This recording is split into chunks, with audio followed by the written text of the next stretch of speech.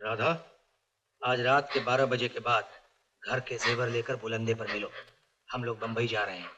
अगर नहीं मिलोगी तो तुम्हारा खत अखबार में छपवा दिया जाएगा, जो तुमने मुझे इस सिलसिले में लिखा था।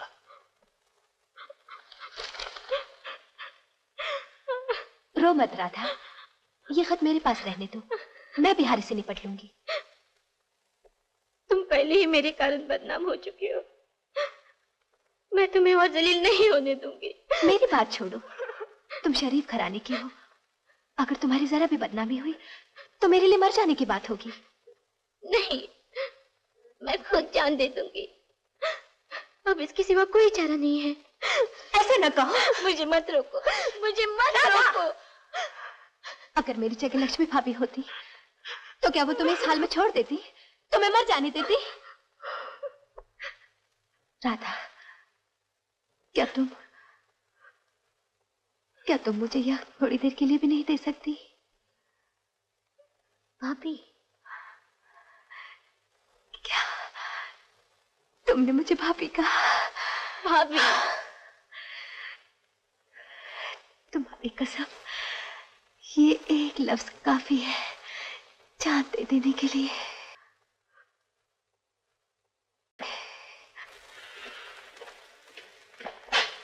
राधा, जवाब क्यों नहीं देती?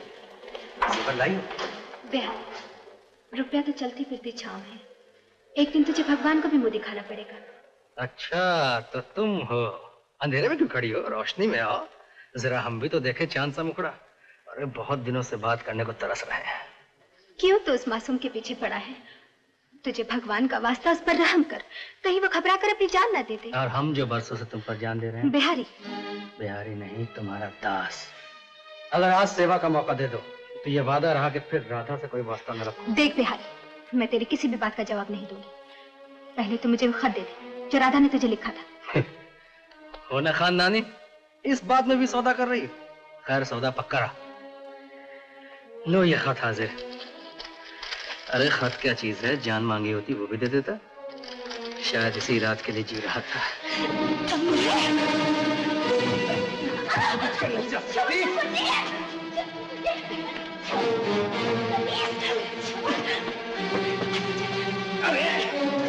खून खा के निकलना चाहती है।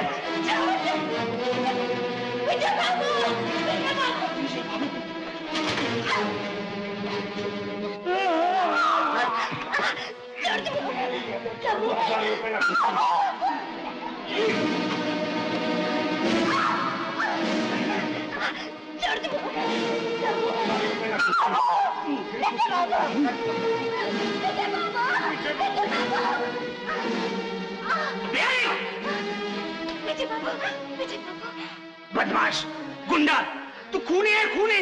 हाँ, चलो।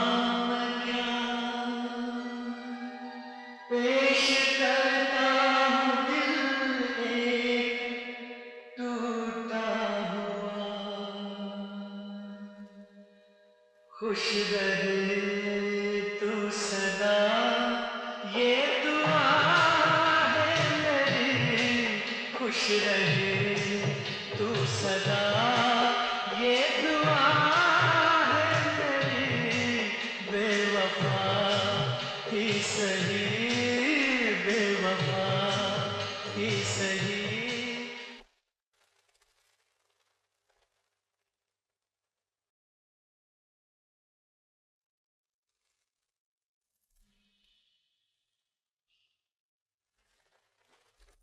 ये तूने क्या किया सपना?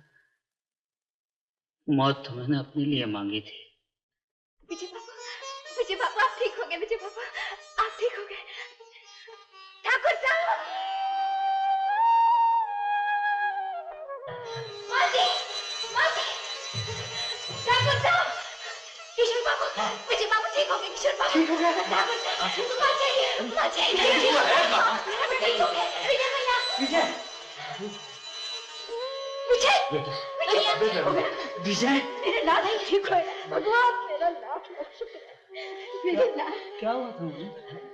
कुछ भी नहीं, तुम तो बिल्कुल ठीक। अरे बेटा, इसके कपड़े हैं ना? बिल्कुल ठीक हो, बिल्कुल।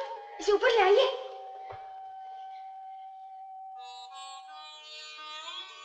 भाभी, लक्ष्मी भाभी, विजय बाबू ठीक हो गए। विजय बाबू। भाभी, ये लड़की कौन है भाभी? मुझे नहीं पहचानते। देखा है? मैं चांद हूँ, चांद। भाभी, आप भी चांद। हाँ ठीक है तुम ऊपर जाओ। हाँ तुम ऊपर जाओ ऊपर। चांद। चलो विजय।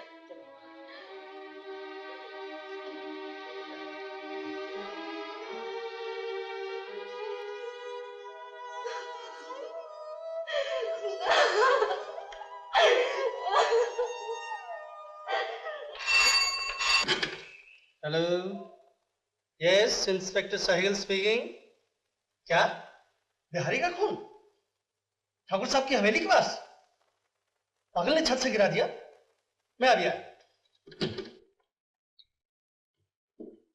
योर ऑनर, काबिल डॉक्टर मिस्टर सिन्हा और दूसरे गवाहों के बयान से साफ जाहिर है कि विजय सपना के हादसे के बाद क्यों कर पागल हुआ और बिहारी के हादसे के बाद किस तरह ठीक हो गया। योर ऑनर, और कोई चश्मदीद गवाह न होने की सूरत में हमें विजय की अटेंडेंट चांद का बयान मानना ही पड़ेगा कि बिहारी किस तरह डर कर भागा, उसका पैर फिसल गया और नीचे गिरकर हलाक हो गया। ये सिर्फ एक हादसा है, एक एक्सीडेंट। इसलिए मैं अदालत से दरखास्त करूंगा कि विजय को बाइज्जत रिहा किया जाए। योर ऑनर, ये मोहब्बत की एक खूबसूरत दास्तान है। चांद मुल्जिम की शायरी की पहले से दीवानी थी।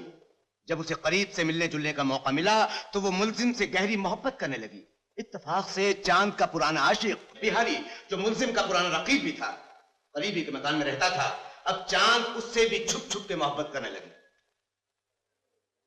काइंडली नोट योर ऑनर, मेरे मुअज़्ज़िज़ वकील एक तरफ तो ये फरमा रहे हैं कि चांद विजय से गहरी मोहब्बत करने लगी और दूसरी तरफ ये कि चांद बिहारी से छुप छुप कर मिलने लगी। शायद इन्होंने किसी अफसाने में पढ़ा हो। योर ऑनर, ये अफसाना नहीं, हकीकत है। क्योंकि चांद वो औरत नहीं जो किसी एक की मोहब्बत का सहारा लेकर जी सके। चांद हीरा भाई की बेटी है, जो एक खानदानी तवायफ थी।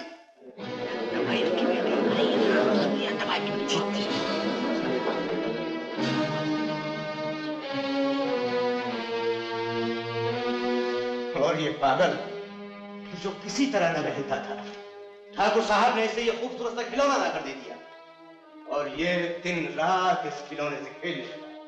योर ऑनर, इस शर्मनाक और गरीबी हरकत के जिम्मेदार सिर्फ ठाकुर नहीं, घर का एक एक फर्द है। अपनी गरज के लिए समाज के तकाजों को ठुकरा दिया गया और छत के एक तरफ बिहारी था, दूसरी तरफ मुल्जिम और बीच में ये पुरफरेब रक्कासा। और इस तरह एक इज्जतदार ठाकुर की छत एक तवायफ के कोठे में बदल दी गई। Stop it, please stop it. मुझे और जलील न कीजिए। मोहब्बत से महरूम किया गया, पागल होने के लिए। अच्छा हुआ तो अपने खानदान के माथे पर कलंक लगाने के लिए। योर ऑनर, हो सकता है बिहारी का खून मैंने ही किया हो। मुझे सजा दीजिए योर ऑनर, मुझे सजा दीजिए, मुझे सजा दीजिए। योर ऑनर, वकील सरकार ने मेरे मुवक्किल की दिमाग की कमजोरी का फायदा उठाकर उसको इतना जज्बाती बना दिया है कि मुझे डर है वो अपना दिमागी तवाजन फिर न खो बैठे। इसलिए मैं अदालत से दरखास्त करूंगा कि आज ये केस एडजॉर्न किया जाए। Case adjourn.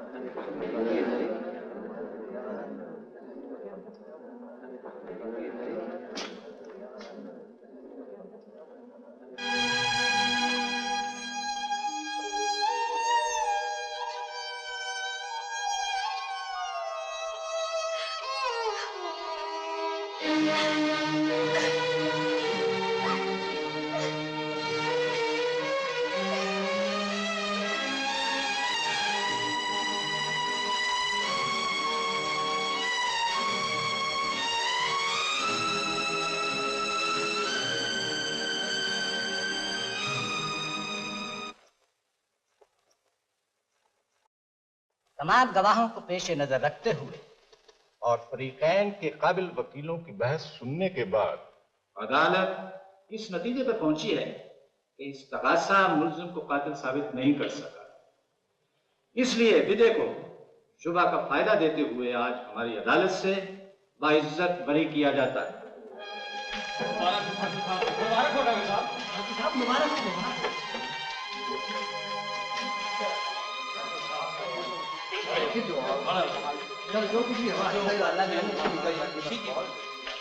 मुबारक हो बेटे।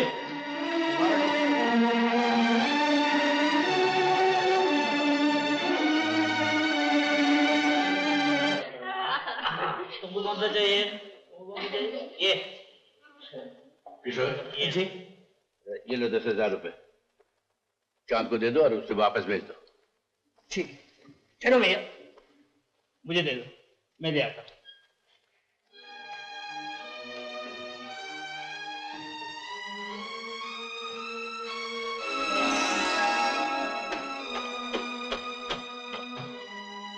मुझे अंदर आने की इजाजत है हुजूर? जी आइए। शुक्रिया। एक बात पूछूं, बुरा तो नहीं मानेगा? जी नहीं। जब मैं पागल था तब आपका इतना ही अदब करता था या कुछ बेअदबियां और गुस्ताखियां भी हुई हैं? बैठे। जी मैं मेरा मतलब है मैं अपनी बदतमीजियों की माफी मांगू और आपके एहसानों का शुक्रिया अदा करूं। एहसान? जी हाँ, भाभी ने मुझे सब कुछ बता दिया है। वाकई इस अनमोल जज्बे की कोई कीमत नहीं, कोई बदला नहीं। बहरहाल आपकी सेवा में एक छोटी सी भेंट है, इसे कबूल कीजिए।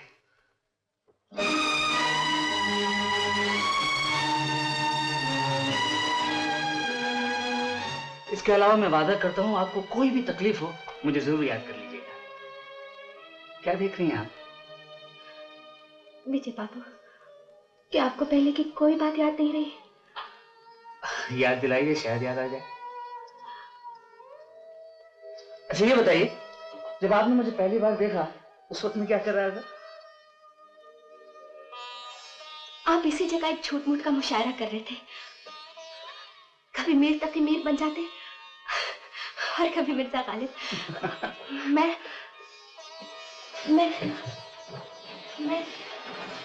इस खिड़की से छुपकर आपको देख रही थी। जब आप अपनी गजल पढ़ने उठे तो मैं हंस पड़ी। आपने घूमकर मेरी तरफ देखा।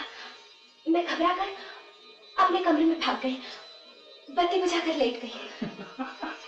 फिर क्या हुआ? फिर आपकी आवाज आई, वो है बस में इतना तो मीर ने देखा। और उसके बाद चिरागों में रोशनी न रही। विजय बाबू, याद आ गया ना आपको? जी नहीं, ये तो मेरा फेवरेट शेर है।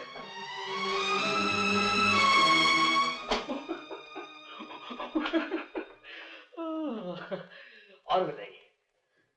जी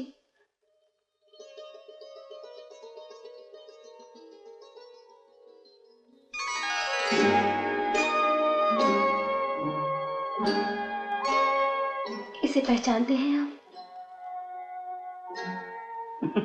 दुपट्टे की माला आप ही ने बनाई थी। एक दिन आपने मेरा दुपट्टा छीन लिया था। इसकी माला बनाकर मेरे गले में डाली और मुझे अपनी बीवी समझने लगे।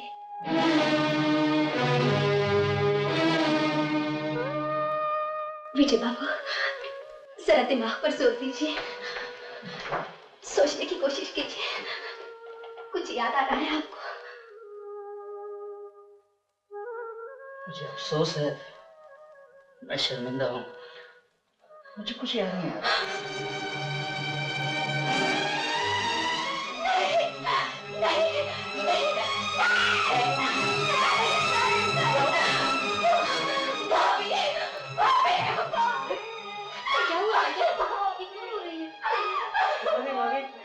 मुझे कुछ याद दिला रही थी, अचानक रो गई। अच्छा तुम जरा बाहर जाओ, जल्दी जाओ।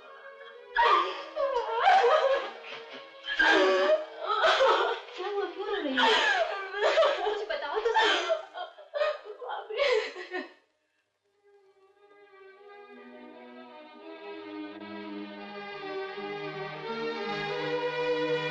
क्या बात है भाभी?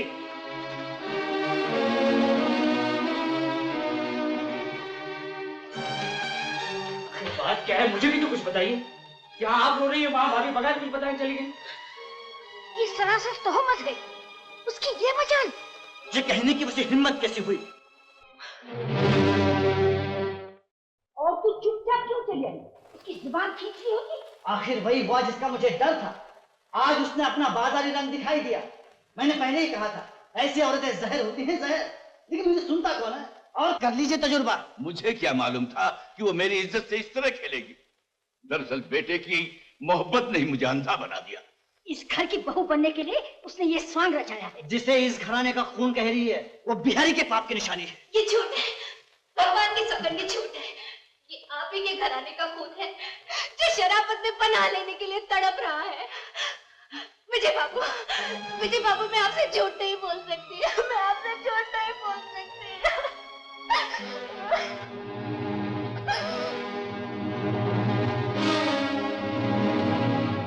किशोर, किशोर बाबू, किशोर बाबू, किशोर बाबू, किशोर बाबू, विजय बाबू, विजय बाबू, विजय बाबू, विजय बाबू, विजय बाबू, मुझे इस घर में अपनी दादी बना कर रख लीजिए। किशोर बाबू, मुझ पर नहीं तो इस मासूम पर तरस था। किशोर बाबू, पिताजी, पिताजी, पिताजी। चलो यहाँ से। किशोर बाबू छोड़ दीजिए, किशोर बाबू छोड़ दीजिए। रामदास जी, विजय बाबू, किशोर बाबू छोड़ दीजिए मुझे। विजय बाबू, किशोर बाबू छोड़ दीजिए मुझे। विजय बाबू, विजय बाबू, किशोर भैया!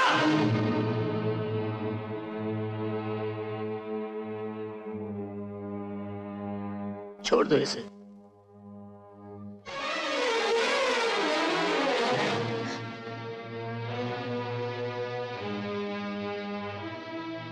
एक बेसहारा लड़की इस तरह घर के बाहर नहीं निकाली जा सकती। विजय, तू नहीं जानता ये किस चाल चलन की लड़की है। मैं सिर्फ ये जानता हूं, इसने मुझे एक नई जिंदगी दी है और अब ये मां बनने वाली है। और ये बच्चा तेरा नहीं, बिहारी का है। हम लोगों ने खुद इसे बिहारी के साथ पकड़ा था। क्या तू किसी और का कलंक अपने माथे पर लगाना चाहता है? अगर ये कलंक किसी और का भी है तो आपके चरणों की सौगंध पिताजी, मैं इस मासूम कलंक को अपने जिगर का टुकड़ा बनाने को तैयार हूं।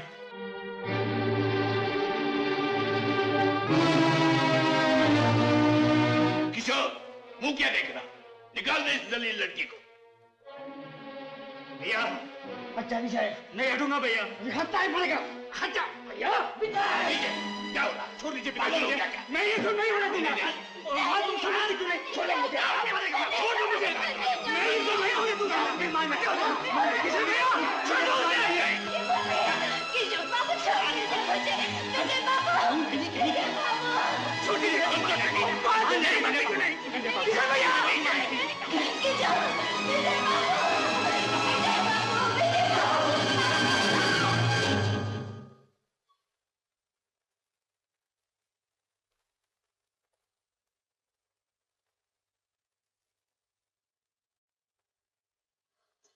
ये क्या शराफत है किशोर भैया? एक बेसहारा और मजबूर लड़की के साथ इस तरह बर्ताव किया जाता है? आ गया हमदर्दी करने। अरे नालायक, ये औरत नहीं, औरत जात पे एक कलंक है, समाज और इंसानियत पर एक बदनुमा धब्बा है। आप कौन से खुशनुमा धब्बे हैं किशोर भैया? जरा अपने गलेबान में मुंह डालकर देखिए। मोहन क्या बकता है? मैं ठीक कहता हूँ पिताजी, अगर मामा जी न होते तो इतनी बड़ी दुकान रोजी के धर्म खाते में चली गई होती, फिर खाली दुकान के धब्बे ही धब्बे रह गए होते। किशोर, ये सब क्या कह रहा है? ये सब झूठा पिताजी। झूठा है? हाँ, ये चेक भी झूठा है। ये ब्लैंक काउंटर, ये चेक किसको दिए थे आपने? ये नेकलेस को पहचानते हैं? और इसके अलावा न जाने कितना रुपए रोजी के पीछे उड़ाया। पाई पाई का हिसाब है मेरे पास।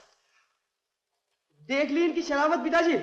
और आज जनाब बड़े शरीफ बनकर एक बेसहारा मजबूर लड़की को समाज का कलंक और न जाने क्या क्या खिताब दे रहे हैं। बकवास बंद कर मोहन। किशोर मर्द है, ठाकुर। वाह पिताजी, आपने तो ठाकुरों की तारीख बदल डाली। हमने तो सुना है ठाकुर अपने पे एहसान करने वाले के लिए जान दे देना अपनी शान समझते हैं। नहीं विजय भैया, आजकल के ठाकुरों की बस यही शान रह गई है कि किसी मासूम लड़की को खिलौना बनाकर अपने घर ले आए और जब अपना काम निकल जाए तो उसे तोड़कर बाहर फेंक दे। अरे तुम दोनों की अकल मारी गई है क्या? ये नीच लड़की इस घर में रहेगी तो हम किसी को क्या मुंह दिखाएंगे? और तुमने ये भी सोचा है तुम्हारी जवान बहन राधा ब्याने को बैठी, इसका क्या होगा? माँ ये पूछूं, अगर चांद न होती तो राजा का क्या होता? राधा, सच सच बता, बिहारी यहाँ किससे मिलने आया करता था? किसे वह फिल्म का लालच देता था? कौन उसके साथ बम्बई भागने वाली थी? जवाब दे! देख राधा, देख ये किसी मजलूम की जिंदगी का सवाल है। तू चुप क्यों है? बोलती क्यों नहीं? बोल मेरी बहन, बोल! भैया मुझे माफ कर दो, ये सब मेरा दोष है। इन्होंने मुझे बचाया, सारी बदनामी अपने सर ली, मुझसे उब तक नहीं की। ये औरत नहीं देने है। भगवान, ये कौन से कर्मों का फल मिल रहा है? क्या इसकी मैं बात क्यों नहीं करी? मैं बात क्यों नहीं करी?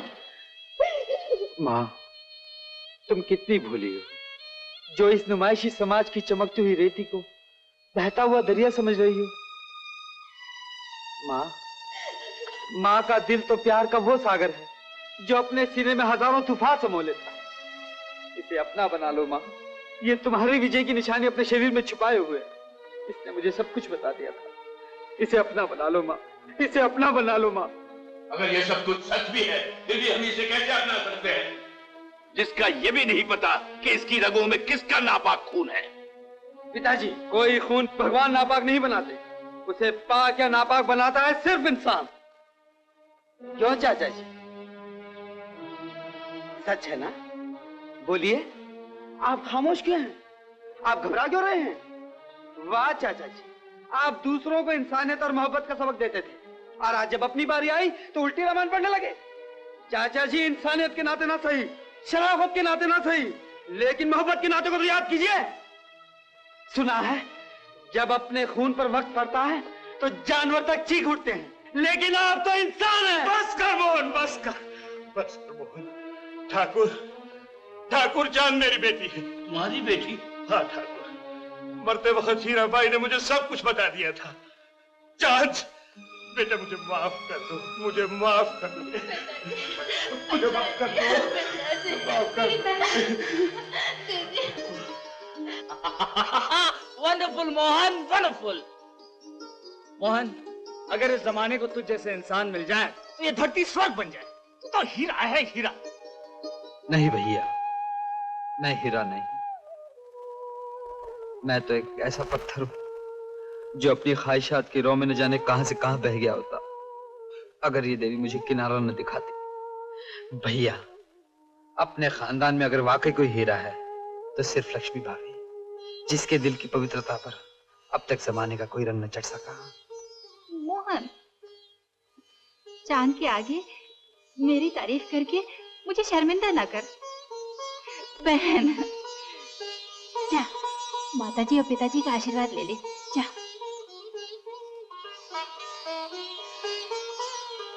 मोहन, क्या अपने भैया को माफ नहीं करेगा?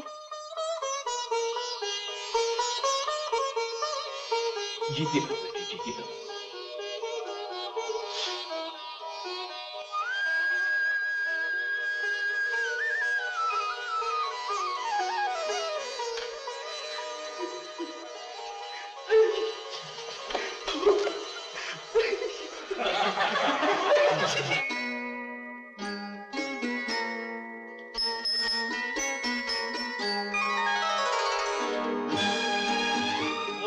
उठाई खाक की और दिल बना दिया, पागल को तुमने प्यार के काबिल बना दिया। भैया हमको दुआएं दो, तुम्हें कातिल बना दिया।